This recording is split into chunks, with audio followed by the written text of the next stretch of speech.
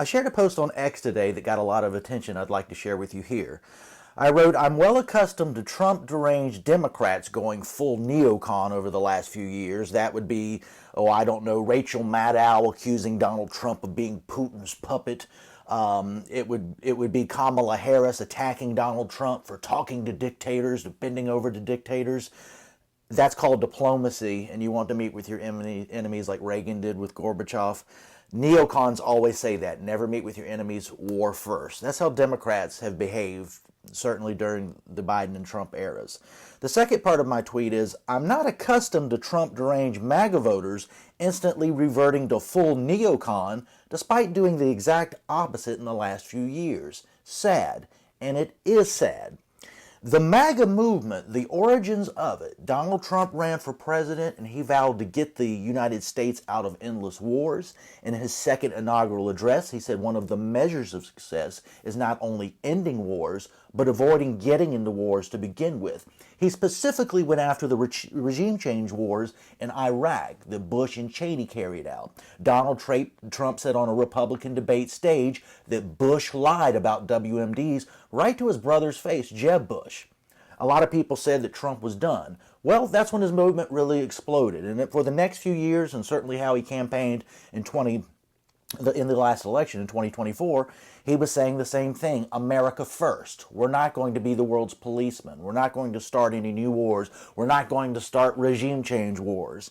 And here we are in December 2025, and the president seems on the verge of a regime change war in Venezuela. And those of us with some kind of memory, I'm an anti-war libertarian, my anti-war conservative friends, we remember what the neocons did during the Bush era. We watched the Democrats turn into neocons during Trump and certainly act like that during Biden and still pretty much act like that. And now we're seeing MAGAites, people who joined Donald Trump and saying, no new wars. We don't need to police the world. We don't need to be doing this stuff. Acting like neocons, just like that. It didn't take long. So you'll see, somebody like me will say, we don't need a regime change war in Venezuela. It's a bad idea. I listened to Trump when he said it, not that long ago.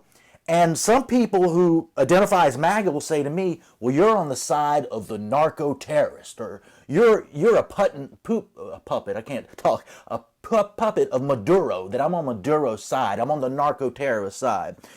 Let's talk about that for a second. We were sold going to war with Iraq in 2003 by saying they were WMDs and we had to go after Saddam. We now know, everybody knows, that was a lie.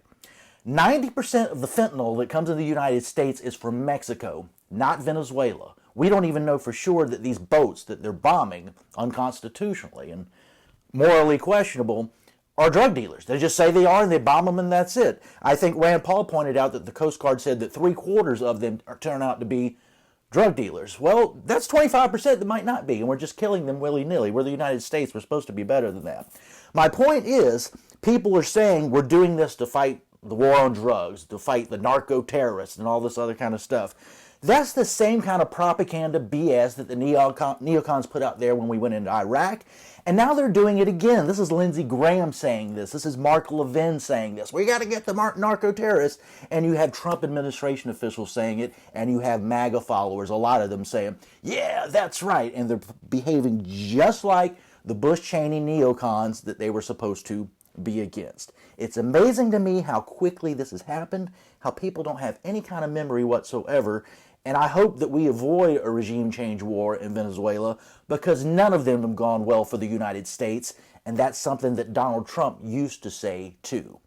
I hope he starts saying it again. Better yet, I hope he starts behaving in that way. We need no more endless wars, no more regime change wars.